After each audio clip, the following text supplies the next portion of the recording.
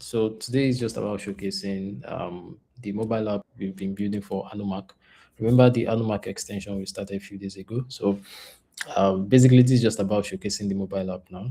It's not just about be building this and we didn't finish it. This is a complete product that I'm trying to deploy to the Chrome extension. So said it at the beginning of the series, which was last week, a week ago, that we wanted to build an extension that will allow us to be able to annotate. And basically, the idea was to annotate whatever it is that we want to on any web page, and we want to make it convenient for the user so that just a pop-up like this, it doesn't interfere with your browsing. You don't need to go click a button. It follows you everywhere you are on any page. And let's say I want to mark this particular aspect of this page, and I want to mark just like, let's say, this aspect of the page because I want to send it to myself, or I want to remember it, or I want to mark it or write something about it. All I need to do is just click on the button. It definitely does this for me. Okay, so yeah, so this issue happens because I was trying to make some modifications to like improve the app before publishing it um to the Chrome store. But what I want to show today is not that. It's just the mobile app itself, which you guys can see here. So this is the mobile app. So like I said, we're going to implement a mobile app that will be synced automatically to whatever we save from our extension. So the idea is you create an extension, you have an extension that allows you to mark things and store them for remembrance. You don't want to have screenshot that you don't remember why they were created. So we have that already created here, which you can see. And so that means I can view it. So for instance, this is an extension that I saved from there. You can see it was saved. That was yesterday, 9:51 p.m. Like very late at night before I went to sleep, and that's it. So today, some of the ones I've done today, which was okay. This one was done 13 hours ago also. So you can see the way this is done. This is 13 hours ago, 14 hours ago, 13 hours ago, 1 hour ago, 1 hour ago, 45 minutes ago. So the reason why this isn't displaying is because I was trying to make some fixes and then I broke some things, and you can see it's still not working because I broke some things. So it's understandable. This is development, it happens. But the one I did yesterday, where you can see here, is this, right? And dimension is quite large. You can see it's a large file and it's crazy, but it's a large file. So if I try this, let me try this. It's going to work. It's going to. There are bugs, yeah. There are that can be fixed easily.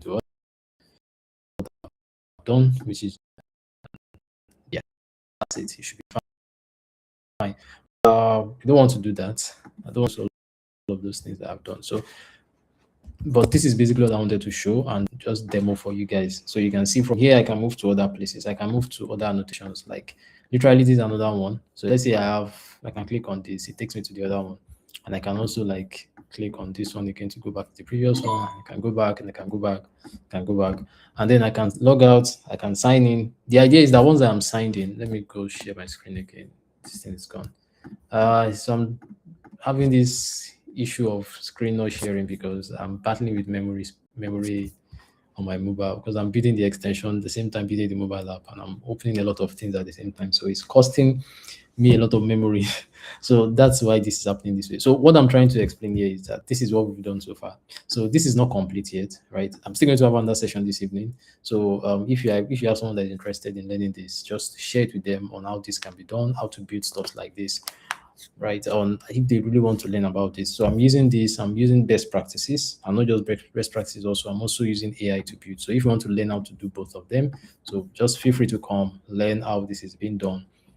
Share the experience with someone. And also don't forget to subscribe so that you get notified when the other videos comes out. I create out videos these days based on if I see that, yeah, this is cool, I just create one and then you can see what I have done. So basically, this is what I'm trying to show. I'm trying to show you guys the mobile app, and this is something I want to push to the app stores as well, either the Apple App Store or Google Play Store.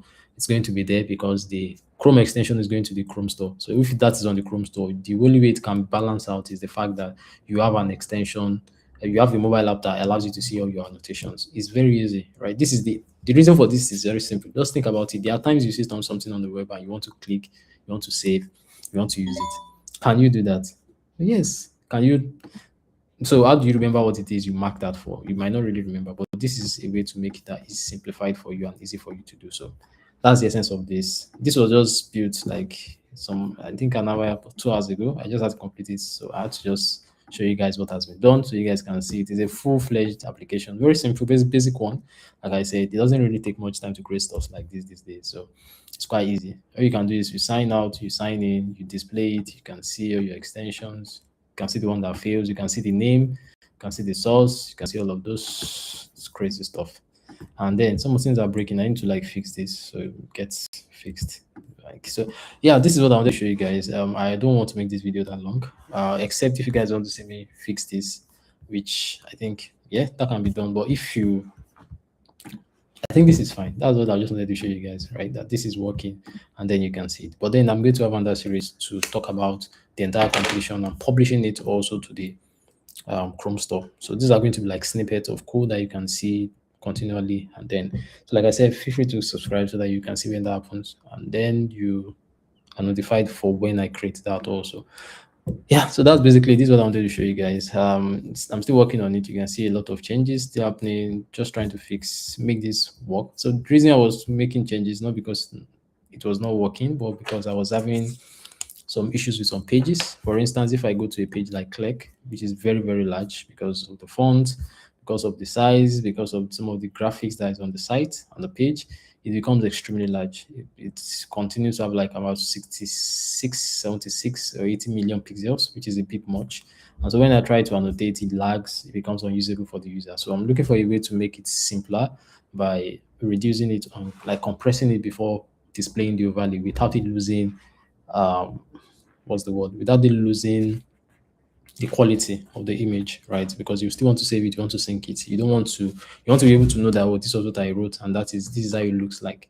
So you should not lose that quality, you should not lose access to all of those things. So these are the idea. So yeah, this is it. I hope you guys learned something from this. Like I said, I'm still going to drop more update about this. So that's it.